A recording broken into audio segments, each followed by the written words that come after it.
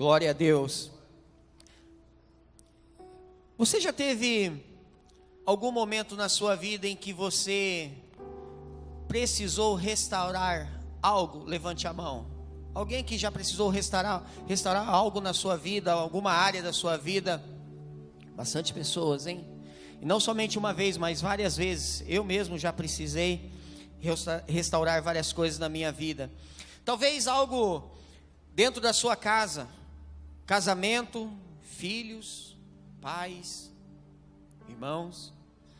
Talvez algo dentro de você, sentimentos errados, emoções feridas, visão distorcida. Talvez algo fora de sua casa, relacionamentos desgastados com alguma pessoa. Talvez algo na igreja, desânimo de vir à igreja, não se envolver em algum ministério. Normalmente a restauração serve para colocar as coisas em ordem. Algo que precisa ser resolvido, algo que precisa ser esclarecido, algo que precisa ser alinhado novamente, algo que precisa de um renovo, talvez algo que precisa de vida novamente. Olhando para a vida espiritual, muitas coisas não acontecem como Deus esperava. Não estou dizendo que Deus não tem o controle de todas as coisas. O que eu estou dizendo é a respeito do poder de escolha que Ele deu a mim e a você. Deus nos deu esse poder de escolha. Então, se Deus nos deu esse poder de escolha, às vezes nós faremos as escolhas certas, mas às vezes também faremos escolhas erradas.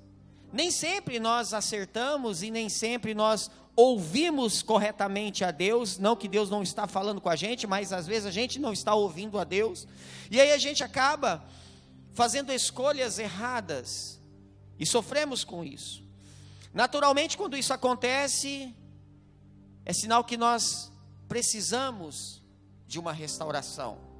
Talvez você entrou aqui nessa noite precisando de uma restauração. Talvez uma restauração no seu casamento, não anda bem. Talvez restauração no relacionamento com os filhos, também não está bem. Talvez uma restauração interior, você não está bem consigo mesmo. Há conflitos dentro de você e você não está conseguindo resolver, está sofrendo com isso. Mas hoje eu quero falar da área mais importante, eu quero falar da área espiritual. Eu quero falar sobre restauração espiritual. Por quê? Porque quando nós não estamos bem espiritualmente, isso vai afetar outras áreas de nossa vida. Talvez, antes de você ter uma restauração no casamento, você primeiramente precisa de uma restauração espiritual, para que o seu casamento também caminhe bem. Talvez você não anda bem interiormente, porque você precisa de uma restauração espiritual, sua vida com Deus não anda bem, então você consigo mesmo também não anda bem. Por isso eu quero falar sobre isso essa noite. Deus lhe trouxe aqui para falar a respeito disso com você. Abra comigo a sua Bíblia em Êxodo capítulo 33.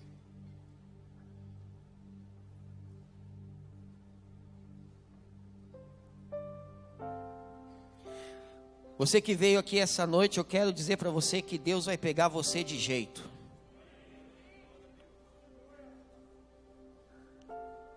Êxodo 33, deixa a sua Bíblia aberta. Deus, ele estava guiando o povo de Israel à terra prometida.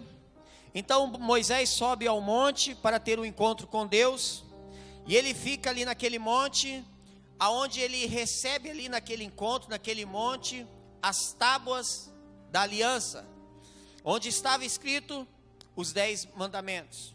Só que Moisés, ele começou a demorar ali naquele encontro com Deus, e o povo de Israel que estava lá embaixo esperando, começou a ficar impaciente, e começaram a dizer: olha, Moisés não vai voltar, Moisés nos abandonou, Deus esqueceu da gente, ele não vai voltar mais, o que vai ser da gente agora? Então Arão, que estava ali, eles chegam até Arão e dizem: olha, Arão, Moisés não vai voltar, então faz um Deus para a gente adorar. porque Deus se esqueceu da gente. Moisés subiu no monte, parece que não vai descer, então faz um Deus aí que a gente quer adorar esse Deus. Então Arão pega as correntes, os amuletos, aquelas coisas que o povo de Israel estava pendurado no pescoço, aqueles colares de ouro, arranca aqueles colares, e ali então ele começa a derreter aquele ouro no fogo, e aí então ele faz um bezerro de ouro. Então Arão fala para o povo de Israel: olha, aqui está o Deus que tirou vocês do Egito. E naquela cena muito triste, aquele povo de Deus, começa a se curvar diante daquele bezerro e adorar aquele bezerro. Moisés ainda estava no monte quando Deus falou para ele: Moisés, você vai precisar descer, porque o povo se desviou, o povo perdeu a linha, e eles fizeram lá um bezerro e estão adorando, dizendo que é o Deus deles. Então Moisés desce daquele encontro com as tábuas da lei na mão, e quando ele está descendo ali, chegando no acampamento, ele vê toda aquela festa, toda aquela algazarra, e ele fica muito irado. Ele pega aquelas tábuas, ele joga no chão com muita força, aquelas tábuas elas se quebram, e aí ele pega com muita raiva também aquele bezerro de ouro, ele joga aquele bezerro de ouro no fogo, e destrói aquele bezerro. Então depois disso Moisés sobe novamente para esse encontro com Deus no monte, a fim de retratar toda essa situação. Afinal, o povo querido de Deus, amado por Deus, tinha se desviado e se curvado diante de um objeto. Então Moisés sobe novamente para esse encontro com Deus, a fim de retratar a situação do povo com Deus. Esse é o contexto da nossa história, e daqui a pouco nós vamos ler os versículos. Mas a pergunta que eu quero fazer a você essa noite: como anda a sua vida espiritual? Como anda a sua vida com Deus? Que área de sua vida você precisa de restauração? Porque talvez você está colocando foco no problema no casamento, no problema com os filhos, talvez no problema no trabalho, mas às vezes o que você precisa mesmo é uma restauração espiritual da sua vida com Deus, e é isso que está desencadeando todos os outros problemas nas outras áreas. Como anda a sua vida com Deus, seu relacionamento com Deus? Talvez você olhe para si mesmo e perceba: pastor, eu preciso de uma restauração espiritual. Estou precisando mesmo, minha vida não anda bem com Deus. Pastor, eu quero essa restauração espiritual. O que eu faço, pastor? É isso que Deus quer falar com você essa noite. Como restaurar então sua vida espiritual? Se você está consciente que você precisa de uma restauração espiritual, então como fazer isso? Como restaurar sua vida espiritual? Primeiro então, capítulo 33 de Êxodo, versículo 3. Examine a si mesmo. Versículo 3 diz o seguinte: Deus falando: vão para a terra onde mana leite e mel, mas eu não irei com vocês, pois vocês são um povo obstinado, e eu poderia destruí-los no caminho. É muito triste observar a opinião de Deus a respeito do povo naquele momento. Deus estava dizendo para Moisés: Moisés, vão para a terra que eu prometi, eu vou dar essa terra a vocês, mas eu não vou mais com vocês, eu não suporto mais, vocês são um povo obstinado, vocês são um povo desobediente, e se eu for com vocês, eu não vou suportar, eu vou destruir todos vocês, eu não vou mais com vocês. É muito triste observar a opinião de Deus a respeito do povo naquele momento. Versículo 3 aparece a palavra aí, obstinados. Vamos entender o que significa essa palavra obstinado no texto. Essa palavra tem o significado de cruel e teimoso, e ela vem de uma raiz que traz o sentido de um povo que se desvia da verdade. Então o que Deus está dizendo a Moisés é o seguinte: Moisés, eu vou mandar um anjo na frente, vocês vão para a terra prometida, mas eu não vou com vocês, porque vocês são um povo que se desviam da verdade. Tudo que eu ensino para vocês, vocês fazem ao contrário. Eu falo para vocês, vão para a direita, e vocês querem ir para a esquerda. Eu falo para vocês subirem, e vocês querem descer. Vocês são um povo obstinado, vocês são um povo que desvia da verdade, vocês se desviam de tudo aquilo que eu tenho ensinado, e eu não vou suportar.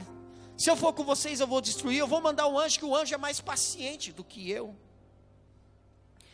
Essa era a opinião de Deus a respeito do povo naquele momento. Na realidade, Deus não indo com eles, Ele estava protegendo. Como assim, pastor? Como protegendo o povo? Porque se Deus fosse com eles, Ele não iria suportar. Nós podemos dizer que Deus já estava nos limites com o povo de Israel. Mas Deus não tinha falado para eles que iria dar a terra prometida? Ele não tinha falado? Sim, se você observar os versículos anteriores, no versículo 1 Deus falou, vão para a terra que prometi, com juramento. No versículo 2, mandarei à frente um anjo. Então Deus iria cumprir a promessa. Mas agora entendo o que eu vou dizer para vocês, a infidelidade do povo não alterou a fidelidade de Deus, mas estava alterando os privilégios.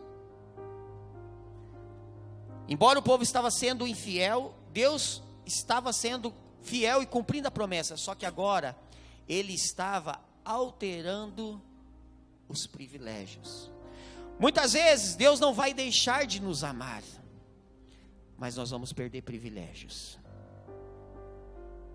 E o povo de Israel estava perdendo, porque agora, Deus não iria mais com eles. Quem iria liderá-los não era mais Deus, e sim um anjo.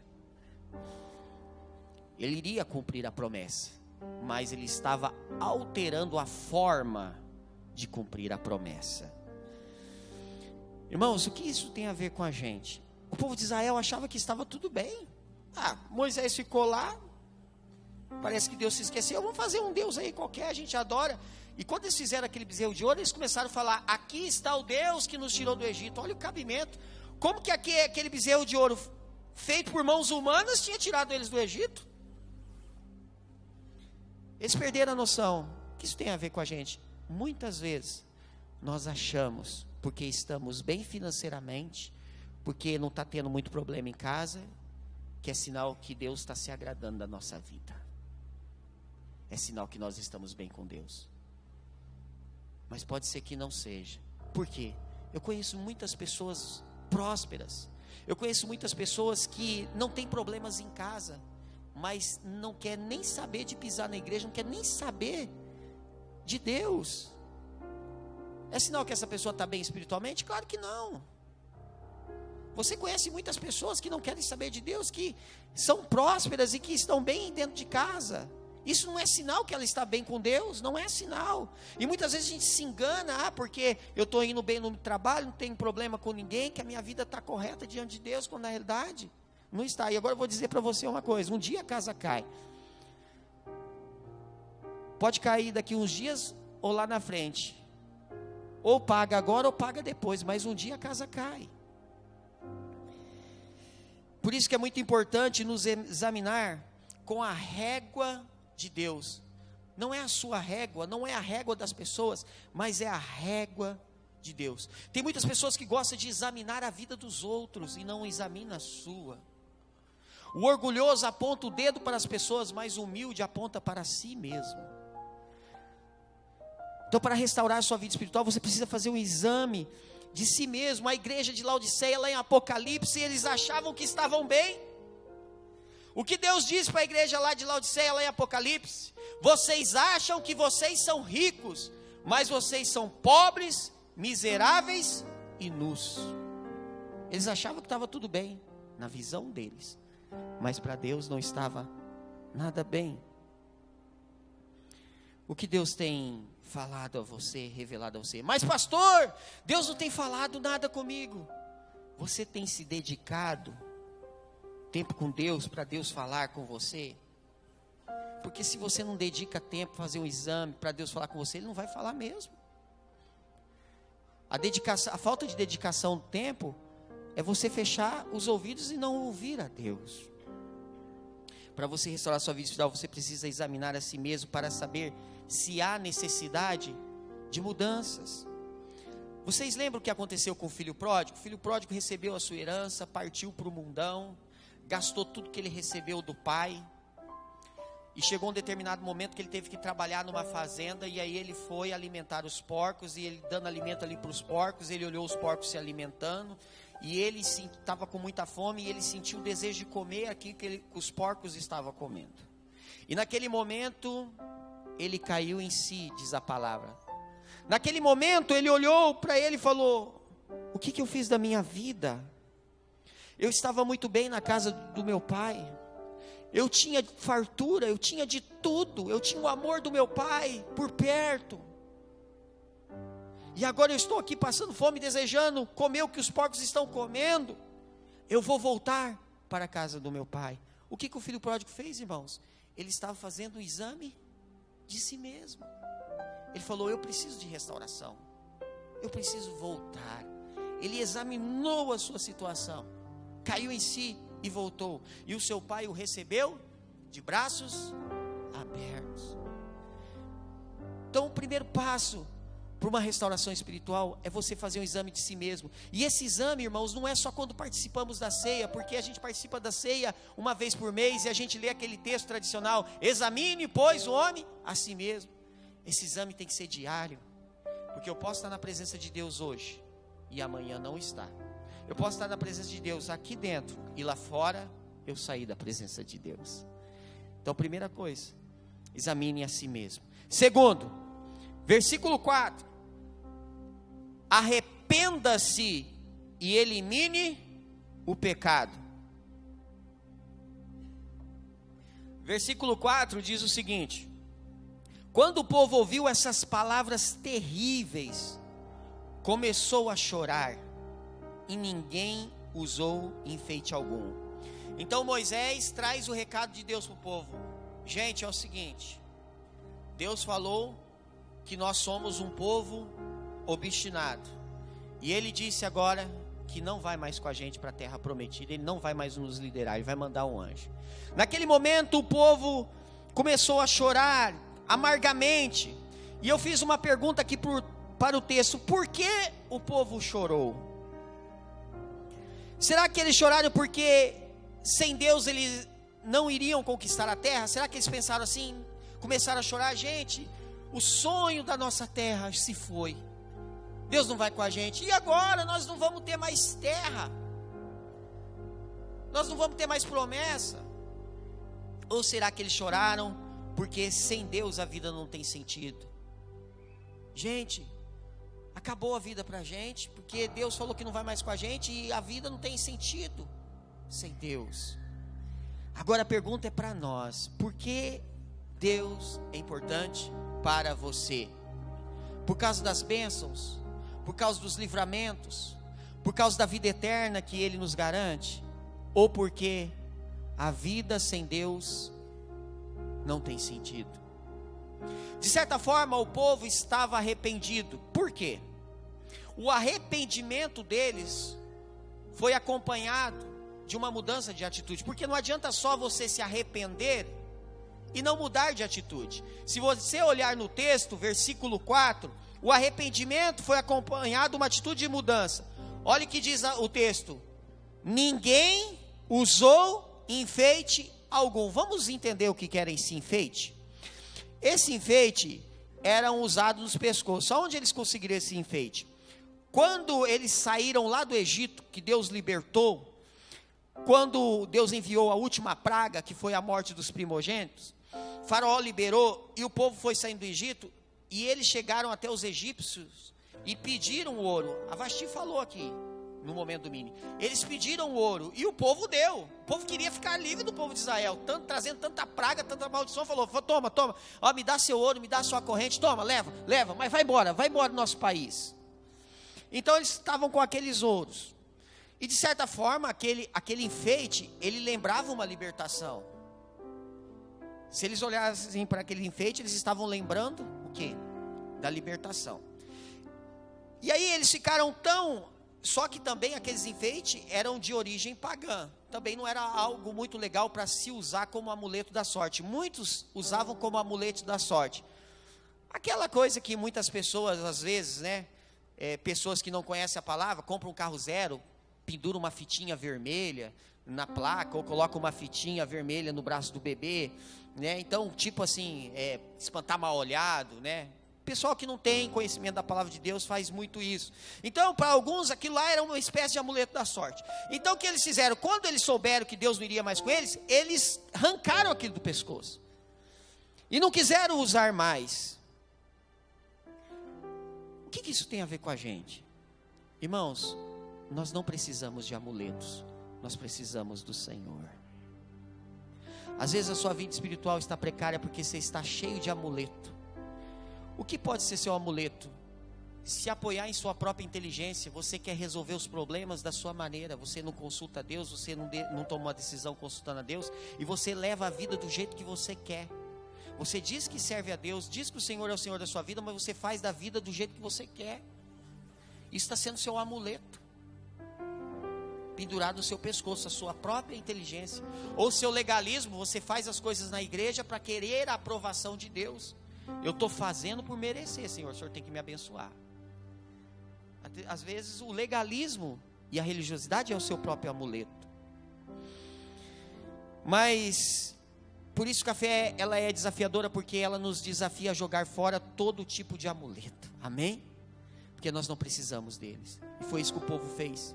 O povo arrancou aqueles amuletos e jogaram fora. Outra coisa que nós podemos aprender aqui: aqueles amuletos que lembravam a libertação, agora deram ocasião ao quê? Ao pecado. O que isso tem a ver com a gente? Muitas vezes Deus nos abençoa com algo que serve para ser bênção em nossa vida, e a gente usa para dar ocasião ao pecado. Deus nos dá um computador para trabalhar, para nos ajudar, para nos servir, está lá dentro de casa, e a gente usa o computador para acessar coisas que não são da vontade de Deus. Deus nos dá um carro abençoado para virmos à igreja, e muitas pessoas, casal de namorados, pega esse mesmo carro e coloca ele dentro de um motel. São coisas que servem para nos abençoar, e a gente pega aquilo que Deus nos abençoou para dar ocasião ao pecado. Foi isso que eles fizeram. Aqueles amuletos que lembravam a libertação, agora estavam dando ocasião ao pecado. A pergunta que fica para nós: o que nós precisamos arrancar de nossa vida que está dando ocasião ao pecado? O que a gente precisa arrancar?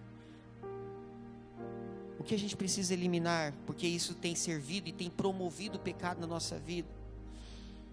Muitas vezes Deus fala para a gente: olha, aonde você está indo, eu não vou com você não, você vai sozinho. Aonde você está sentado assistindo essa programação, eu não estou sentado com você não, você vai assistir sozinho, eu estou saindo daqui. E aí você diz: não tem problema, eu vou sozinho. Pastor, eu nunca disse isso para Deus. Você não disse, mas as suas atitudes disseram. Você não precisa dizer, porque você não precisa. Você, quando está caminhando em algo que não é da vontade de Deus, você sabe, porque Deus nos deu a consciência. Uma pessoa que não serve a Deus, que não conhece a palavra de Deus, ele sabe que é errado matar. Ele não precisa ler os 10 mandamentos, sabe por quê? Porque Deus deu uma consciência. A pessoa sabe o que é certo e o que é errado. Então você sabe que aquele caminho que você está trilhando não é da vontade de Deus, e Deus não está se agradando, mas você continua persistindo. Você só para quando a casa cai lá na frente, aí você corre chorando, gritando o favor de Deus. Por que não deixa de entrar no caminho? Entra no caminho e espera a casa cair para sair daquele caminho. Essa frase é muito interessante, que diz o seguinte: prefiro que enxerguem em mim erros com arrependimentos do que uma falsa perfeição. Como eu falei no início, nós estamos sujeitos a tomar decisões erradas, mas Deus espera que você se arrependa, elimine o pecado, mude de atitude e receba a restauração, como o filho pródigo recebeu. Deus também está de braços abertos te esperando de volta. Amém, irmãos? Terceiro, não troque a presença de Deus por nada. Versículo 15. Então Moisés lhe declarou: se não for conosco, não fores conosco, não nos envie. Então Deus tinha falado para eles o quê? Olha, eu não vou com vocês. Vocês querem ir? Pode ir, eu vou dar a terra, o anjo vai na frente, vou cumprir a promessa, vocês vão ganhar a terra, mas eu não vou com vocês. Então Moisés começa a conversar com Deus e fala: Deus, é o seguinte, se o Senhor não for, eu não vou não. Eu não vou sair daqui. Eu não quero o anjo, eu quero o Senhor comigo. Se o Senhor não for, nem adianta mandar eu subir, que eu não vou subir. Eu não vou para essa terra. Irmãos, esse texto é maravilhoso, porque mostra o desejo de Moisés pela presença de Deus. Para Moisés não adiantava ter conquistas. Para Moisés não adiantava ter a bênção da terra prometida. Para Moisés não adiantava ter o alívio das guerras. Para Moisés o que adiantava era a presença de Deus no meio deles. Para Moisés isso era o mais importante. Não adiantava ter terra, não adiantava ter bênção, não adiantava ter alívio das guerras. Para Moisés o que adiantava para ele era a presença de Deus no meio deles. Em outras palavras, Moisés estava dizendo: Senhor, eu não quero terra prometida se o Senhor não estiver comigo. Eu não quero bênção se o Senhor não estiver comigo. Eu não quero ir para tal lugar se o Senhor não for comigo. É isso que Moisés estava dizendo a Deus. Que compromisso de Moisés. A minha pergunta para você é o seguinte: por que você decidiu servir a Deus? Marcos 8:36, a palavra de Deus diz o seguinte: pois o que adianta ao homem ganhar o mundo inteiro e perder sua alma? Veja bem o que eu vou dizer a você. O que adianta você ser um empresário de sucesso? O que adianta você ser funcionário de destaque na empresa? O que adianta você ser a pessoa mais inteligente da sua sala de aula na faculdade? O que adianta você ser uma pessoa influente no meio dos amigos, nos relacionamentos, mas saber que Deus não vai aonde você vai? O que adianta? Nós precisamos ter a coragem de dizer, igual Moisés falou: Senhor, se essa bênção não veio do Senhor, eu não quero. Se o Senhor não for comigo, eu não quero ir. Se o Senhor não estiver do meu lado, eu não aceito. Infelizmente muitos de nós não estamos prontos para fazer essa oração. Sabe por quê? Porque se a gente fazer essa oração, Deus vai começar a mudar muitas coisas em nossa vida. E a pergunta que fica é: estou disposto a abrir mão dessas coisas? Porque aí Deus vai começar a mexer, vai começar a chacoalhar você, e vai começar a operar, e muitas coisas vai ter que tirar. E a gente precisa estar disposto para essa mudança. Não adianta, irmãos, estar tudo bem na vida quando você não está bem com Deus. Moisés, ele se recusou a ir em direção à terra prometida sem a presença de Deus. Veja bem o que eu vou dizer para você: não importa para onde você vai, importa quem vai com você. Não importa se a cidade é estruturada ou não, se a empresa é estruturada ou não, se tem muitos amigos ou não, o importa é se Deus vai com você. Por isso que Abraão não teve dificuldade quando Deus falou para ele: sai da tua terra, vai para uma terra que eu vou te mostrar. Ele não tinha problema em cumprir a ordem de Deus. Sabe por quê? Porque ele sabia que para onde ele fosse, Deus iria com ele. E o que fazia a bênção de Deus vir sobre a vida dele era a presença de Deus, e não a sua inteligência ou a sua capacidade. Era isso que Moisés estava dizendo. Irmãos, entenda uma coisa: se a gente tem Deus com a gente tem tudo. Tudo que a gente precisa. Se você tiver com fome, Ele vai ser o pão. Se você tiver com sede, vai ser a água viva. Se você estiver precisando de perdão, Ele vai ser o perdão. Se você precisa de salvação, Ele é a salvação. Deus é aquilo que a gente precisa que Ele seja. A hora que você estiver com sede, Ele vai ser a água viva que vai matar a sua sede. Para restaurar a sua vida espiritual, deseje a presença do Senhor acima de qualquer coisa. Não negocie a presença de Deus. Às vezes você sai desse culto cheio do Espírito. Aí você entra no carro cantando louvores a Deus. Aí você chega em casa, você troca de roupa e senta no sofá e liga a televisão e começa a assistir um filme. E aí de repente aparecem umas cenas do filme lá, e aí você não consegue, você não tem a coragem de trocar de canal. E aí imediatamente aquela pessoa cheia do Espírito vai começando a se esvaziar, porque o Espírito não vai ficar ali para assistir com você aquela porcaria. Não vai. Entende o que eu estou falando? Não podemos negociar a presença de Deus. O filme vale mais do que a presença de Deus. A música que eu vou ouvir vale mais que a presença de Deus. A atitude que eu vou tomar vale mais que a presença de Deus. Não negocie a presença de Deus. Quarto e último, busque crescer na intimidade com Deus. Agora vamos para o versículo 18.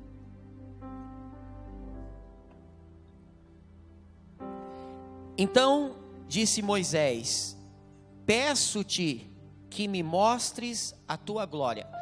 Vamos entender por que Moisés está dizendo isso aqui. Deus tinha falado para Moisés que não ia com eles. E aí Moisés entrou numa discussão com Deus, igual Abraão entrou em discussão com Deus a respeito de Ló. Lembra da história? Que Deus ia destruir Sodoma e Gomorra. Abraão começou a discutir com Deus: olha, se tiver tantos justos, e tiver tal, e Deus então resolveu poupar a vida de Ló. Então Moisés começou a discutir com Deus: Deus, olha, eu não vou, se o Senhor não for, olha, se o Senhor não for, me risca o nome do livro da vida aí. E aí Deus falou para Moisés: Moisés, é o seguinte, eu vou com vocês então. Eu ouvi sua oração, eu me agrado do seu coração, por amor a ti, eu vou com vocês. E aí Moisés então entra nessa parte que ele fala: Senhor, me mostre a tua glória, eu quero ver a tua glória. Então, para Moisés não bastava só a presença de Deus, agora ele queria algo mais. Ele queria ver a glória de Deus, ele queria mais intimidade. Irmãos, era um pedido impossível. Por quê? Ninguém pode suportar a glória de Deus. Se Deus vir com a glória dele nesse lugar, isso aqui vem ao chão. A gente não suporta a santidade e a glória de Deus. Mas o que a gente tem que entender no texto é o sentimento de sede por uma intimidade com Deus que Moisés tinha. Esse era o X da questão. Moisés estava com aquela sede de ter mais intimidade, ele queria algo mais. Esse sentimento me fez lembrar do dia que eu aceitei a Jesus. Quando eu aceitei Jesus, eu fui tomado por um sentimento inexplicável, em que eu queria sair gritando na rua, eu queria evangelizar todo mundo, sabe, era uma alegria imensa. Mas por que esfriou? Por que esfriou? Por que não continuou desse jeito?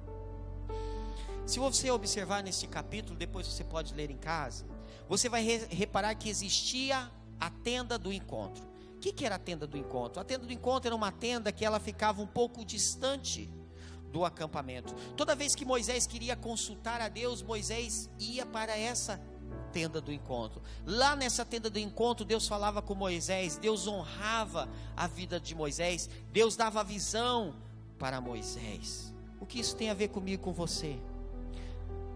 Às vezes, para a gente receber essa restauração, a gente precisa começar a montar a nossa tenda do encontro, ou voltar a frequentar a nossa tenda do encontro. O que é a nossa tenda do encontro, meus irmãos? É um lugar separado, onde a gente entra, fecha a porta e fica a sós com Deus. Só você e Deus. Um lugar separado que diariamente você entra na presença de Deus. Lá Deus vai falar com você. Lá Deus vai honrar você. Lá Deus vai restaurar o que precisa ser restaurado na sua vida. Para muitos a tenda do encontro é a igreja. Então quero dizer a você que você só encontra com Deus uma vez na semana. Então, meus irmãos, a gente precisa então voltar a frequentar a nossa tenda do encontro, onde a gente vai passar tempo a sós com Deus. Deus quer falar com você, Deus quer ministrar sobre a sua vida, quer te mostrar coisas grandes e ocultas que você ainda não sabe, e Ele vai fazer isso através da tenda do encontro.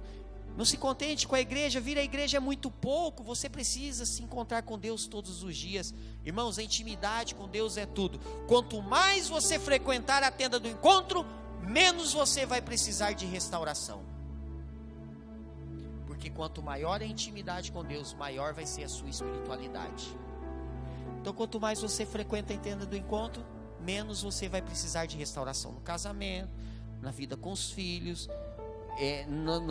no seu relacionamento com as pessoas, no seu relacionamento consigo mesmo, no seu interior. Então, para restaurar sua vida espiritual, busque crescer na intimidade com Deus, busque mais de Deus, não se contente com pouco não, busque mais, e cada vez que você buscar mais você vai ter o desejo de querer mais ainda de Deus. Se nós queremos restauração em nossa vida espiritual, nós temos que estar preparados. Deus ama você e haverá momentos que Ele vai fazer carinhos em você, mas haverá momentos que Ele vai corrigir você. Você que é pai e mãe sabe do que eu estou falando. O que impede você de buscar essa restauração? Você está com medo da correção? Sensação de perda? Vou ter que abandonar o que eu estou fazendo. Aqueles programas que eu gostava de assistir, vou ter que deixar de assistir. Talvez é uma sensação de perda. Gostava tanto daqueles filmes. Essa restauração vai envolver confissão, vai envolver lágrimas, mudança de atitude. Mas é melhor fazer do que deixar de fazer. Amém, irmãos? Se é melhor fazer do que deixar de fazer, então o que você precisa fazer? Examine a si mesmo. Esse exame é diário, meus irmãos. Que nota você daria para a sua vida com Deus? A melhor forma de examinar a si mesmo é isso, quando você começa a estabelecer nota. Eu aprendi isso. Quando eu dou nota para o meu casamento, dou nota para o relacionamento com o meu filho, aí que eu vejo como está a situação. Quando você fala, que nota eu dou? De 0 a 10 para a minha vida com Deus. Aí você fala assim para si mesmo, eu dou 5. Aí você fala, meu Deus, só 5, preciso melhorar. Fazer igual o filho pródigo. Sabe, irmãos, a graça de Deus não é para você se condenar. A graça de Deus é para você ser liberto. Então não coloque o foco na desobediência de Adão, coloque o foco na obediência de Cristo. Amém, irmãos? E a graça de Deus, ela vai te alcançar. E Deus está te esperando de braços abertos. Amém? Queria terminar esse sermão fazendo uma pequena dinâmica para você entender do que eu estou falando. Muito importante nessa restauração com Deus é você saber quem você é. Porque quando Deus fez o homem, a Bíblia diz que Ele soprou sobre as narinas. Então nós podemos dizer que nós temos o sopro de Deus. Então imagine você que você seja essa garrafa d'água. Então essa água aqui dentro é a sua essência. A primeira coisa que você tem que fazer é se livrar dos rótulos. Por quê? Porque os rótulos impedem de você ver quem você realmente é em Deus, a sua identidade. Às vezes as pessoas dizem, você não vai dar certo, você é um preguiçoso. Mas não é isso que Deus pensa de você. Você não é o que você pensa que é, o que as pessoas dizem que é, o que o diabo diz que você é. Você é o que a Bíblia diz quem você é. Então a primeira coisa que você precisa se livrar é dos rótulos. Então se livrou dos rótulos, você viu que agora dá para ver a água melhor?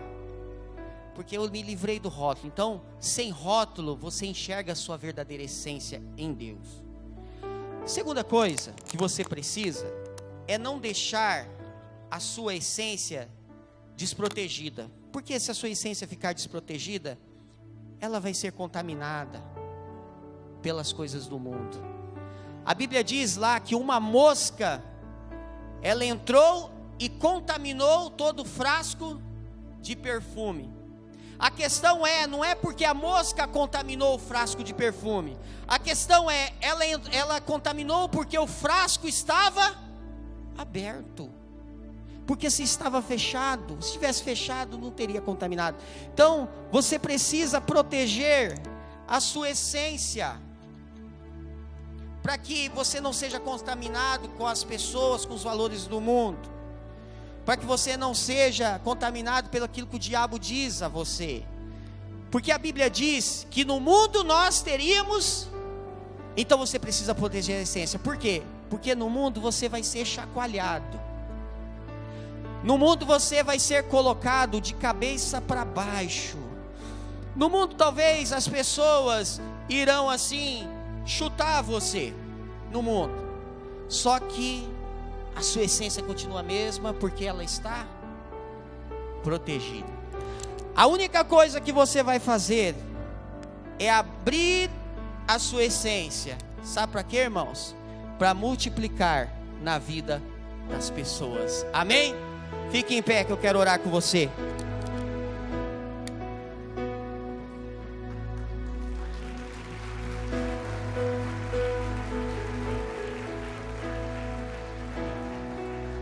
Feche os seus olhos. Comece a colocar alguma área da sua vida que você precisa de restauração. Eu quero que você receba essa oração e saia daqui com uma atitude de fé e coloque essa palavra em prática na sua vida. Amém? Pai, nós queremos te glorificar, ó Deus, porque a tua palavra, ela é a verdade. Ela é a verdade que penetra no coração a ponto de dividir alma e espírito. Pai, o que o Senhor nos trouxe aqui essa noite é algo muito importante e diz respeito à área mais importante da nossa vida, que é a área espiritual. Pai, como nós queremos estar bem em outras áreas, se na área principal, que é a nossa vida com Deus e a nossa espiritualidade, nós não estamos bem. Mas Deus, a palavra que o Senhor nos trouxe aqui não foi para nos acusar, mas foi para abrir os nossos olhos, a fim de fazer como o filho pródigo, olhar para dentro de si, fazer um autoexame e dizer: eu preciso voltar para os braços do Pai. Por isso, Senhor, o Senhor conhece o coração do meu irmão, da minha irmã que entrou aqui essa noite. O Senhor não trouxe por acaso, o Senhor trouxe exatamente porque precisava ouvir essa palavra. Por isso, Pai, em nome de Jesus, comece a ministrar restauração. A restauração não vai vir imediata por causa da minha oração, mas a restauração virá com uma atitude de fé, para a hora que a pessoa sair daquela porta, ele vai começar a tomar a atitude necessária, a fim de sofrer e receber essa restauração de Deus. Foi isso que o filho pródigo fez. Ele saiu do lugar onde estava e correu para os braços do Pai. Nesse momento, o Espírito Santo está revelando a você o que precisa ser mudado. Nesse momento, o Espírito Santo está mostrando a você o que precisa ser restaurado. Então eu digo a você: se arrependa, peça perdão e volte. Volte. É melhor pagar o preço do arrependimento do que pagar um preço maior lá na frente. Senhor, abre os olhos daqueles que não estão enxergando, como o Senhor abriu os olhos do filho pródigo. Quando ele abriu os olhos, falou: o que eu estou fazendo aqui? Abre os olhos daquelas pessoas que o inimigo tem cegado e não tem enxergado que está caminhando sem a presença de Deus, e achando que está tudo bem, achando que vai continuar tudo bem. Não deixa, Pai, que o diabo prevaleça nessa batalha. Não deixa, Senhor.